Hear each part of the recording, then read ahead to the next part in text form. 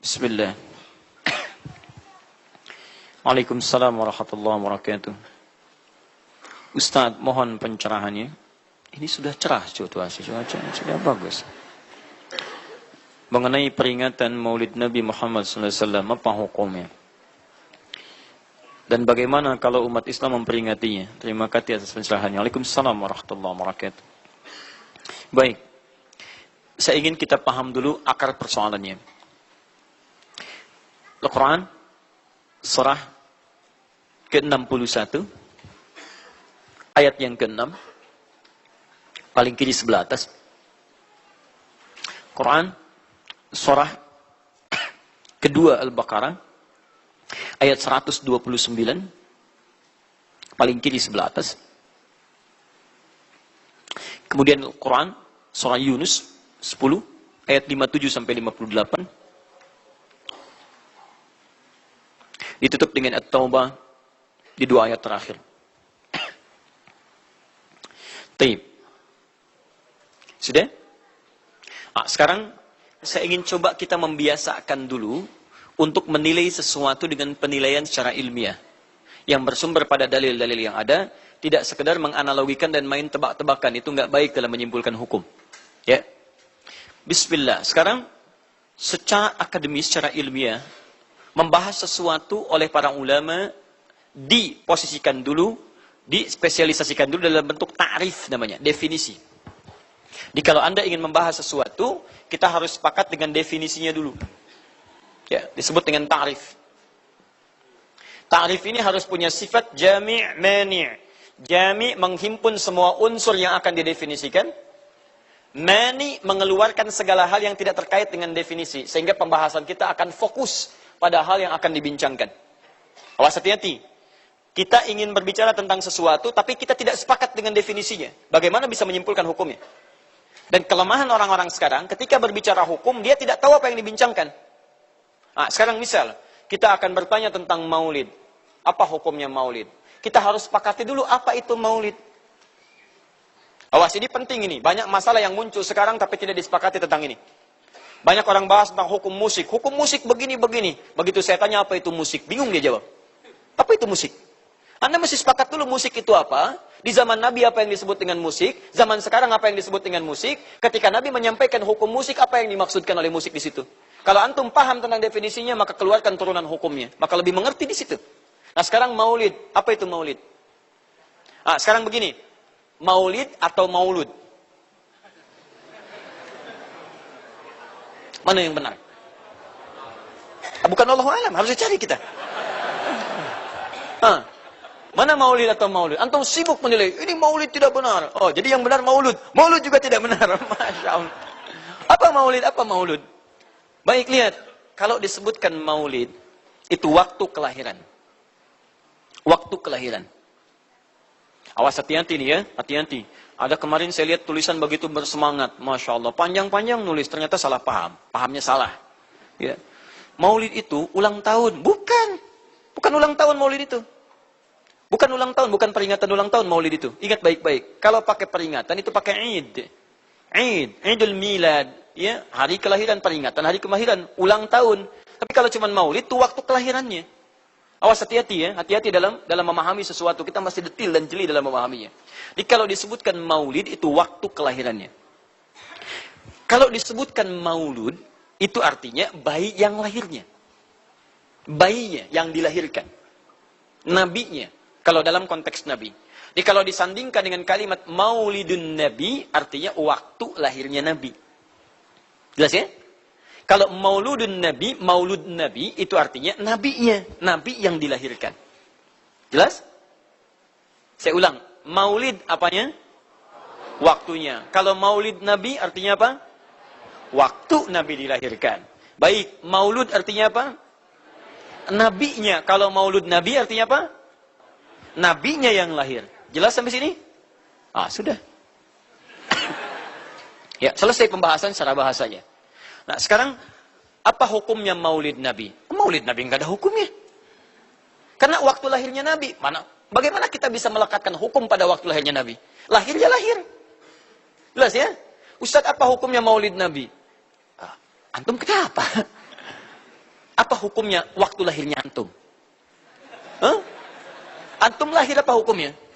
Kapan antum lahir? Ustaz, kapan antum lahir? 11 September. Apa hukumnya? Apa hukumnya? Apa hukumnya saya lahir? Lahirnya lahir. Jelas ya? Jadi kelahiran seseorang itu nggak ada hukumnya. Qadar Allah yang menjadikan dia terlahir. Dan dengan kelahiran itu dia punya misi dalam kehidupan. Mencari bekal untuk kembali kepada Allah subhanahu wa ta'ala. Jadi kalau bertanya hukum kelahiran seseorang, lahirnya lahir. Nggak ada hukumnya di situ. Paham ya? Hukum itu terletak pada perbuatan seseorang, bukan pada kelahiran seseorang. Ketika dia berbuat dengan aspek kesadarannya, maka muncul hukum di situ. Awas, antum pun mesti belajar tentang hukum. Jangan salah menyebutkan hukum. Hukum terletak pada perbuatan, bukan pada benda, dan bukan terletak pada waktu. Jadi ketika ada perbuatan melekat pada benda dan waktu itu, maka muncul hukum. Apa hukum gelas? Halo? Tidak ada hukumnya.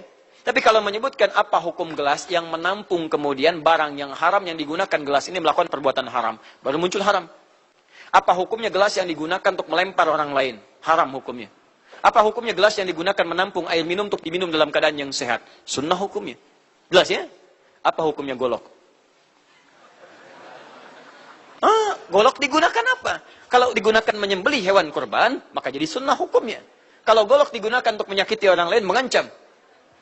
Siapa nama kamu? Oh, Masya pakai golok. Ya, hati-hati. Nah, itu haram hukumnya. Jadi benda terletak kepada, maaf, perbuatan yang melekat kepadanya. Apa hukumnya hari kelahiran? Hari kelahiran gak ada hukumnya.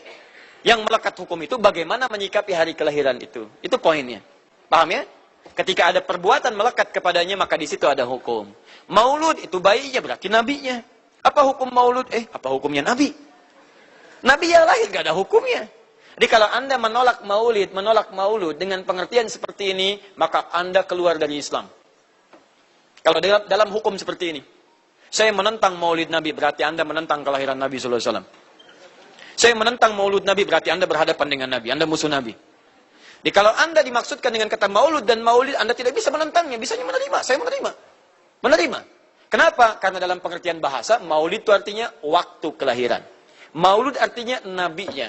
Jangankan saya, siapa saya dibandingkan Nabi Isa alaihissalam? Nabi Isa itu hidup 600 tahun sebelum Nabi Muhammad SAW dilahirkan. Nabinya belum ada. Nabi Isa sudah ada. Tiba-tiba, umatnya menduga, Nabi terakhir itu Nabi Isa.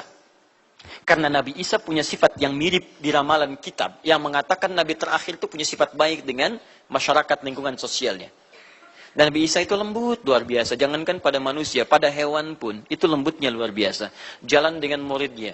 Di perjalanan kemudian ada aliran anak sungai melihat bangkai hewan. Sudah jadi bangkai, baunya luar biasa. Kata muridnya, guru, bau sekali bangkai ini. Kata Nabi Isa alaihi salam, Al-Masih, yang disebut oleh sementara orang dengan Yesus, itu Nabi, bukan Tuhan. Nabi beliau mengatakan, kata Nabi Isa, perhatikan, begitu putih sekali dan bersih giginya. Kata muridnya, Tuan Guru, kenapa Anda mengatakan demikian? Kata Nabi Isa, karena manusia hanya akan menyampaikan apa yang ada dalam benak pikirannya. Jadi kalau pikiran Anda kotor, Anda akan melihat bangkainya saja. Tapi kalau pikiran kita baik, kita akan mencari yang terbaik dari hewan itu. Bukankah dia ciptaan Allah? Bukankah dalam setiap ciptaan ada hikmah dan kebaikan? Perhatikan bagaimana putih bersih giginya. Jadi kalau bangkai saja bisa menjaga kebersihan gigi, kenapa kamu yang masih hidup tidak mesti? Ya minimal, kamu jaga perasaan. Minimal jaga perasaan, kan? Tapi itulah luar biasa. Di sini sering diambil hikmah bahwa teko akan mengeluarkan isi tekonya. Isinya kopi, keluar kopi. Isinya air bening, keluar bening. Isinya susu, keluar susu. Demikian juga kita. Bayangkan, Nabi Isa bukan hanya pada manusia. Pada hewan yang telah jadi bangkai pun, itu mohon maaf, kalimatnya dan sikapnya begitu indah, luar biasa. Maka diduga oleh kaumnya itu Nabi dan Rasul yang terakhir. Saat mendengar kalimat itu, kata Nabi Isa, bukan saya. Nabi terakhir punya sifat sama seperti saya dengan hubungan dengan makhluk. Jadi bukan cuma dengan manusia, dengan hewan, jangan sakiti. Kalaupun menyembelih, jangan sakiti hewannya. Makanya Nabi ini akan memberikan isyarat-isyarat yang sangat indah. Masya Allah. Pada tumbuhan, dia jaga. Tapi Nabi yang terakhir ini punya keunggulan yang tidak bisa disaingi oleh Nabi-Nabi lainnya. Apa itu? Ibu bapak sekalian, tingkat kedekatannya dengan Allah luar biasa. Ibadahnya luar biasa. Dalam bahasa Arab, tingkat kebaikan yang terkait dengan makhluk secara sosial, itu kalau satu kebaikannya disebut dengan Mahmud. Tapi kalau banyak kebaikannya disebut dengan Muhammad. Muhammad. Tapi kalau hubungan dengan Allah, ya dengan Khalik, kalau punya tingkat hubungan yang baik, satu sisi saja disebut Hamid namanya. Hamid. Antum rajin tahajud, tapi belum konsisten puasa sunnah. Maka antum namanya Hamid. Perempuannya Hamidah. Misal ada perempuan namanya Wanda, pakai Hamidah. Wanda Hamidah. Ya. Itu artinya yang dekat dengan Allah. Jadi kalau ada yang namanya Wanda Hamidah, jauh dari Allah. Ya. Kemudian pendapatnya menyimpang dari ketentuan Allah, mesti diingatkan. Anda Hamidah. Anda dekat dengan Allah. Maka tidak layak mengeluarkan statement yang tidak sesuai dengan hukum-hukum Allah Subhanahu wa taala. Ya. Hamid. Awas, Hamid, nama Anda Hamid. Misal namanya Fahmi, Masya Allah. Hamid Fahmi Zarkashi, Masya Allah. Itu artinya hubungan dekat dengan Allah Subhanahu wa taala. Perempuannya Hamid, laki-lakinya Hamid, perempuannya Hamidah, Masya Allah. Paham sampai sini?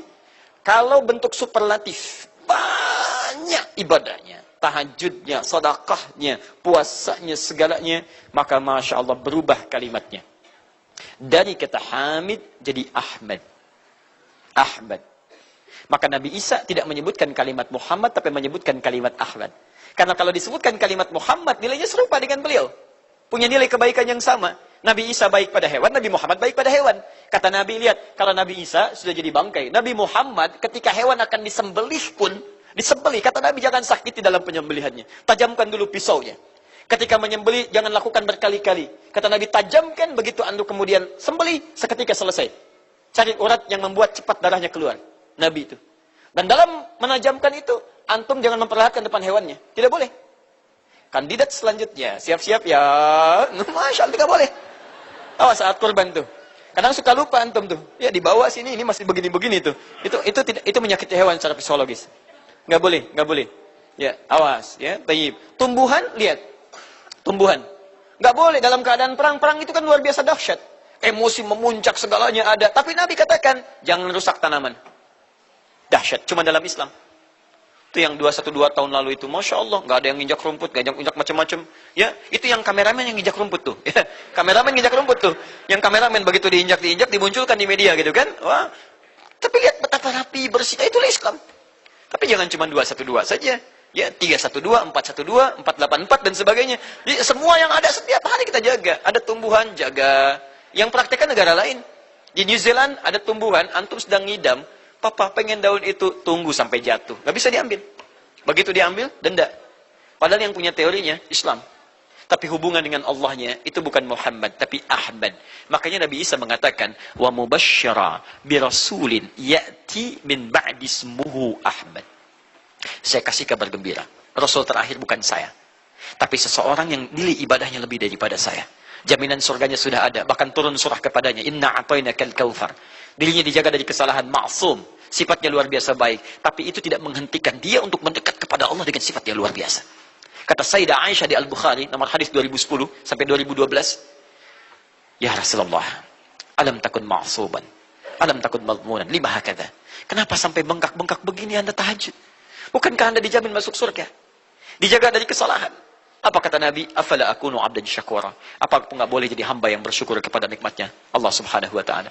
Tahajudnya sampai bengkak. Nabi, Rasul, ahli surga, dijaga dari kesalahan, tidak ada hisabnya, masih mau tahajud sampai bengkak kakinya. Ditanya oleh istrinya, kenapa sampai begini? Kata beliau, ringan saja. Nggak boleh aku bersyukur. Masya Allah, ada orang Nabi bukan, Rasul bukan. Surga belum ada jaminan, amal berantakan, hisab menegangkan. Masya Allah, bangun mata bengkak. Kaki biasa. Tahajud tidak subuh lewat. Ini Masya Allah. Cita-cita surga Firdaus. Kan luar biasa. Makanya Nabi Isa mengatakan Ahmad bukan Muhammad. Dan ini bukan isyarat Nabi baru. Karena nama yang melekat pada Nabi terakhir semuanya sifat. Bukan nama zat. Ini bukan melegalkan ada seorang bernama Nabi baru datang kemudian namanya Ahmad. Bukan. Kata Nabi, saya Nabi terakhir. La Nabi ya ba'di, nggak ada Nabi setelah saya. Jadi nggak ada istilah Ahmadi. Pengikut Ahmad nggak ada. Ya, dalam arti pengikut Nabi Muhammad sallallahu alaihi wasallam. Yang jadi clue persoalan kita terkait dengan pertanyaan ini, Anda bisa bayangkan, Nabi Isa 600 tahun sebelum lahirnya Nabi Muhammad sallallahu alaihi wasallam. Perhatikan, ikutan bahagia dengan kelahiran Nabi. Sampai kebahagiaannya diungkapkan pada umatnya. Saya kasih kabar gembira ya. Nggak mungkin orang kasih kabar gembira perasaannya sedih. Kenapa saya kasih kabar gembira? Nggak ada. Kasih kabar gembira itu dalam keadaan bahagia hatinya. Kalaupun menangis, tangisan kebahagiaan. Anda bisa bayangkan, Nabi, Rasul, mukjizatnya hebat. Sekali usap, penyakit sembuh. Menghidupkan orang mati, keduanya dengan izin Allah Subhanahu wa ta'ala. Bahagia dengan kelahiran Rasul sallallahu alaihi wasallam. Antum Nabi bukan, Rasul bukan. Maaf, tidak punya mukjizat seperti Nabi Isa. Mayat dipanggil-panggil nggak bangun, diusap penyakit makin sakit. Tuh, lalu antum tidak bahagia dengan kelahiran Nabi, antum siapa? Nabi Isa aja bahagia, masa antum bukan Nabi tidak bahagia? Dan hebatnya, ada orang bisa bahagia, nabinya belum lahir. Biasanya sifat bahagia dalam kelahiran itu setelah bayinya lahir, bukan sebelum lahir.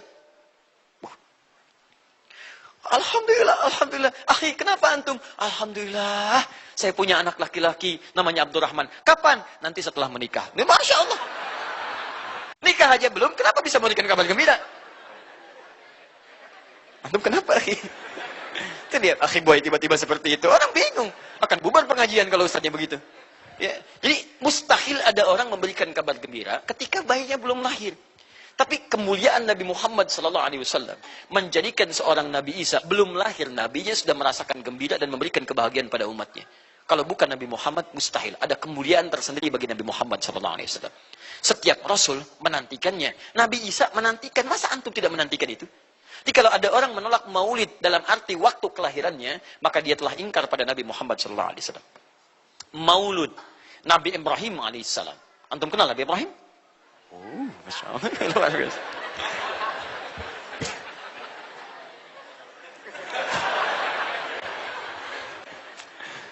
Nah, dimanapun Anda berada, memang hari ini banyak orang berkumpul di Monas untuk bermunajat kepada Allah. Tapi tidak harus menjadikan kita menjadi tidak fokus. Di sini ada yang kenal Nabi Ibrahim. Alhamdulillah. Nabi Ibrahim, Nabi Ismail alaihissalam, keduanya meninggikan bangunan Ka'bah. Setelah selesai bangunan Ka'bah ditinggikan, keduanya berdoa di samping Ka'bah. Apa doanya? Doa maulud. Lahirnya, bayinya. Nabi terakhir yang lahir di samping Ka'bah, yang ditinggikan oleh keduanya. Ya. Wa idh yarfa'u Ibrahimul qawa'ida minal baiti wa Ismail, ayat 127-nya. Setelah selesai meninggikan bangunan pondasi Ka'bah ini, keduanya berdoa di samping Ka'bah. Di antara doanya ayat 129-nya. Rabbana wab'ath fihim rasulan minhum yatlu 'alaihim ayatika wa yu'allimuhumul kitab wal hikmah wa yuzakkihim innaka antal azizul hakim. Ya Allah, mohon utus seorang rasul dari kalangan mereka di tempat ini yang lahir di sekitaran ini. Jadi ada rasul yang lahir di dekat sekitaran Ka'bah. Hasil penelitian, tidak ada rasul satupun yang lahir di dekat Ka'bah kecuali Nabi Muhammad SAW. Ya, silahkan cek. Kami baru kembali dari sana dan sampai sekarang tempat dilahirkannya masih ada dan disamarkan dalam bentuk museum. Ya, di bawahnya ada perpustakaan Al-Maktabah Qadimah. Di kalau antum dari Zamzam di sini, ini As-Saffah. Ya, nyebrang sedikit ini Istana Raja, dalam jarak cuma 15 meter ke sini kurang lebih. Lurus ke sini, kemudian belok langsung ke sebelah kanan. Di sini ada jembatan ke atas, ke lantai yang ketiga, ya, naik ke sini. Kemudian di sini antum langsung belok ke pintu sini. Ini ada Babul Ajjad, bab yang ke pintu ke-25. Ini bab Ismail, pintu ke-26. Antum lurus saja ke sini, jangan belok sini, jangan belok sini. Di sini kemudian ada gate lurus King Abdul Aziz, yang pertama di sini. Ya, antum belok kanan sini, lurus sekitar 30 meter dari sini, sebelah kanan ada pos satpam. Di atas pos satpam ada kamera CCTV 1. Dari sini antum jalan sampai ujung, di ujung sini, dari sini ke sini ada 35 kipas di atas. Pas di ujung sini. Kemudian ambil lurus ke sini, di sini ada bab Ali, ini masih dibuka, babus salam ini ditutup, di sini sebelumnya babun Nabi. Kemudian ambil tarik garis lurus dari babus salam ke sini, dari jarak sini ujung ke sini, ya ada sekitar 200 meter. Ke ujung sinilah, di sini ada bangunan warna krem di sini. Di sampingnya ada tempat ngambil air Zam-Zam dengan menggunakan keran. Jadi kalau punya girigen, ingin ngambil banyak, jangan nyusahin orang ngambil di, misalnya di termos-termos yang besar itu. Ngambil dari sini, itu ada keran langsung. Dan gratis di situ. Ya, beli kompannya sekitar 5 real, untuk ambil dari situ, masukkan airnya, bisa bawa ke hotel. Isi kapan bolak-balik di sini. Sampingnya persis, ini tempat Nabi dilahirkan. Ini maulud Nabi, bayinya lahir di sini. Ya, bayinya lahir di sini. Cuman disamarkan oleh pemerintah kerajaan Arab Saudi, supaya tidak dikultuskan tempat ini. Karena begitu pernah ada yang tahu ini, banyak salah ibadah. Kan Ka'bahnya di sini, sholatnya ngadep ke sini. Betul Pak, Bu, pernah terjadi. Makanya kalau antum lihat, dari ujung saya sudah kelihatan. Dari ujung sudah ada di sini warna biru. Ya, ada tulisan di situ, ada gambar dicoret. Ada gambar orang sedang ruku ke situ. Ada sorban dan sebagainya. Ada tulisan di situ, jangan beribadah menghadap ke sini. Karena ini bukan kiblat, haram hukumnya. Dan ditulis dengan menggunakan bahasa Arab, bahasa Inggris, bahasa Urdu, plus bahasa Indonesia. Artinya, ada orang Indonesia juga yang salah ke sini. Ya. Kalau tidak mustahil ditulis pakai bahasa Indonesia. Nggak ada tulisan bahasa Cina, bahasa Jepang dan yang lainnya. Ya. Nah, jadi ini kemudian dicoret, tapi tidak mencoret tentang situs pernah lahir di sini Nabi Muhammad SAW. Jadi artinya doa dua nabi tadi dikabulkan oleh Allah Subhanahu Wa Taala. Nabi Ibrahim, Nabi Ismail. Dan tahukah Anda, keduanya berdoa jauh sebelum kedatangan Nabi Isa. Saya pernah katakan 30 generasi sampai Nabi Ibrahim, tadi Nabi Muhammad SAW. Muhammad SAW bin Abdullah, bin Abdul Muttalib, bin Hashim, bin Abdul Manaf, bin Qusay, bin Murrah, bin Kilab, bin Ka'ab, bin Ghalib, bin Fihir, bin Malik, bin Nadar, bin Kinana, bin Khuzaimah, bin Mudrikah, bin Ilyas AS, bin Nizar, bin Mudar, bin Ma'ad, bin Adnan, bin Addi, bin Adri, bin Muqawwam, bin Nahur, bin Tarif, bin Ya'ruf, bin Yasjub, bin Nabit, bin Ismail AS, bin Ibrahim AS. 30 generasi. Ulangi Mas Boy. 30 generasi. Dari Nabi Ibrahim sampai Nabi Ismail alaihi wassalam, ya sampai kemudian ke Nabi Muhammad sallallahu alaihi wasallam. Anda bisa bayangkan nggak? Dua orang nabi, dua orang rasul. Gelar yang pertama Ibrahim alaihissalam Khalilullah, yang paling dekat dengan Allah. Jaminan surganya ada. Nabi Ismail disebut dengan gulamun halim oleh Al-Quran, yang paling perasa, yang paling dekat dengan Allah Subhanahu Wa Taala. Dua orang nabi paling dekat dengan Allah, disayang Allah, dijamin masuk surga. Inspirasi kisahnya sampai kita ke sekarang mendoakan kepada Allah tentang maulud Nabi, sehingga lahirnya Nabi Muhammad SAW 30 generasi setelahnya. Antum, Nabi bukan, Rasul bukan, tidak sedekat keduanya dengan Allah, jaminan surga nggak ada, hisab menegangkan, amalan berantakan. Kisah hidup antum belum tentu jadi inspirasi di masa depan. Sekarang pun tidak. Tiba-tiba antum menolak maulud, antum siapa? Kalau antum menolak maulud, berarti antum menolak Nabi SAW. Dalam pengertian baiknya. Jelas ya? Jadi kalau kemudian ada disebutkan maulid dan maulud, itu artinya maulid waktu kelahiran, maulud bayi yang dilahirkan. Sekarang, bagaimana menyikapi maulid dan maulud itu? Saya tahu nabinya dilahirkan, nabinya sudah ada. Jelas ya? Maka kemudian saya pun tahu waktu kelahirannya. Bagaimana kemudian menyikapi itu semua? Maka Masya Allah, Quran surah ke-11 tadi, 10 tadi, Yunus, ayat 57 sampai 58. Kalau sampai kemudian ke 58-nya, faliyafrahu. Gembira antum.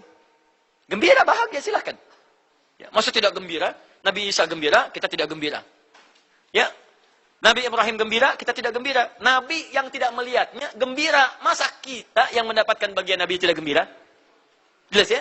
Nabi yang mengharapkan hadir saat kedatangannya, gembira. Kita yang mendapatkan kedatangan beliau walaupun tak mampu melihatnya, dan kita menjadi umatnya, masa tidak gembira?